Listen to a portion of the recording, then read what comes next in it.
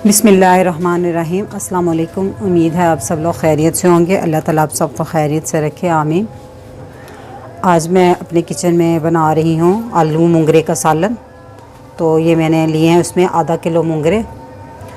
तो इस टाइम मेरे पास कोई बचा नहीं है, सारे बन गए हैं। तो इस तरह का होता है, तो इसके ना दोनों साइडों से थोड़ा थोड़ा उतार लेते हैं, तो फिर इस तरह रख लेते हैं। तो मैंने आधा किलो ही आलू लिए हैं। आलू आप अपनी मर्ज़ी के हिसाब से कम या ज़्यादा ले सकते हैं। और इसमें मैंने लिए हैं 2 दरमियाने साइज़ के टमाटर।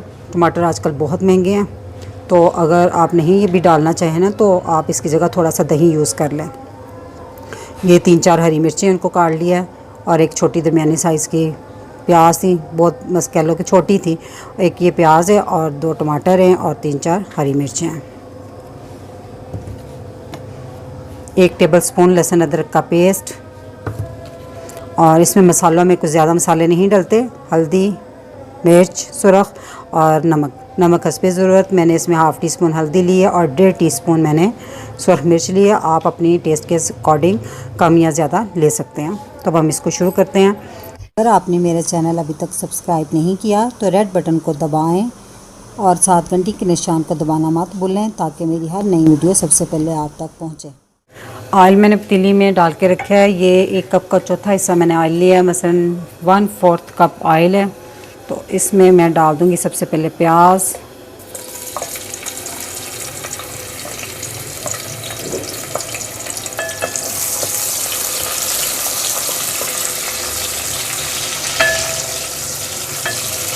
इसको हमने ब्राउन नहीं करना, बस हल्का सा पिंक करना है।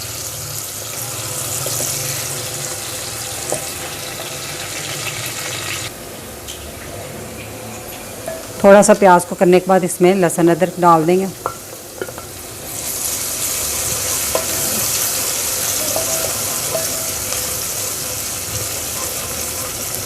एक आध मिनट भूनने के बाद इसमें टमाटर और ये जो हरी मिर्चें मैंने ली थी ये भी डाल देंगे।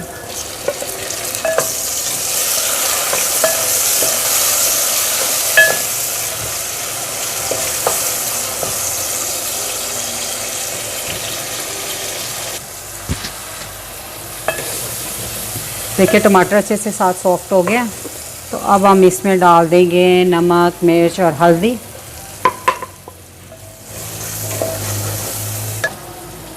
और साथ थोड़ा सा पानी डाल देंगे, ताकि नमक मिर्च जले ना, और ये अच्छे से भुन भी जाए।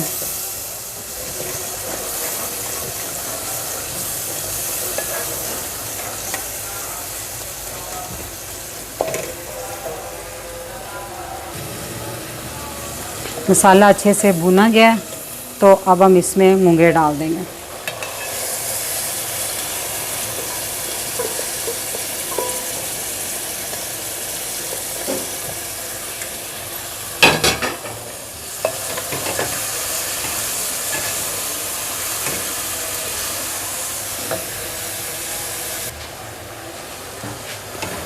अच्छे से मूंगरों को मिक्स कर लिया है। तो मैं इसमें बस थोड़ा सा पानी, 3-4 टेबलस्पून बस पानी डालूँगी, क्योंकि मूंगरे पानी खुद छोड़ते हैं।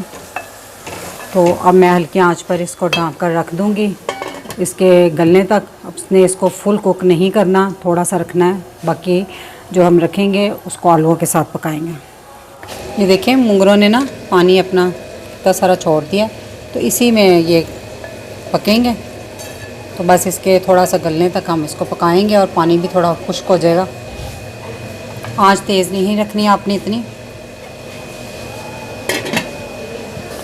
20 मिनट हो गए हैं इसको पकते हुए। तो मूंगरे हमारे काफ़ी हद तक गल गए हैं, बस थोड़ी सी कसर है, ज़्यादा नहीं है। तो अब हम इसमें देखिए हल्की हल्की नमी है, बहुत फुल खुश्क नहीं मैंने किया। तो अब इसमें मैं आलू ऐड कर दूँगी।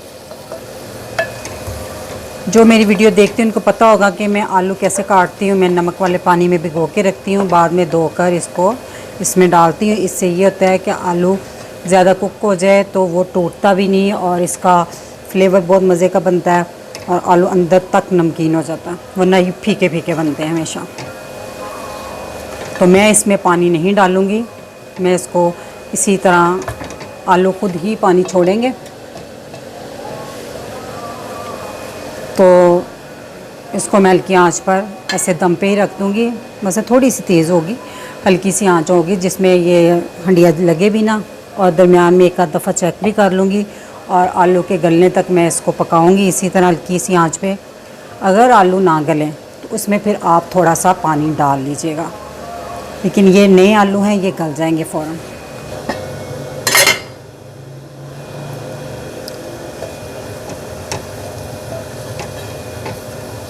आलू गल चुके हैं, हंडिया हमारी पक गई है, तो इसको हम चेक करते हैं। ये देखें, मैंने पानी नहीं डाला इसमें, ऐसे ही मैंने बनाए हैं।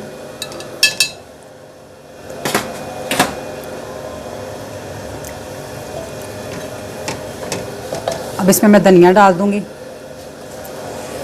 तो हंडिया बनकर तैयार है। मेरी रेसिपी अगर आपको अच्छी लगती है तो मेरी वीडियो को लाइक करें, शेयर करें और मेरे चैनल को ज़रूर सब्सक्राइब करें। अब इजाज़त चाहूँगी। अल्लाह ताला आप सबको खुश रखे और मुझे अपनी दुआओं में याद रखिएगा। अल्लाह हाफिज़।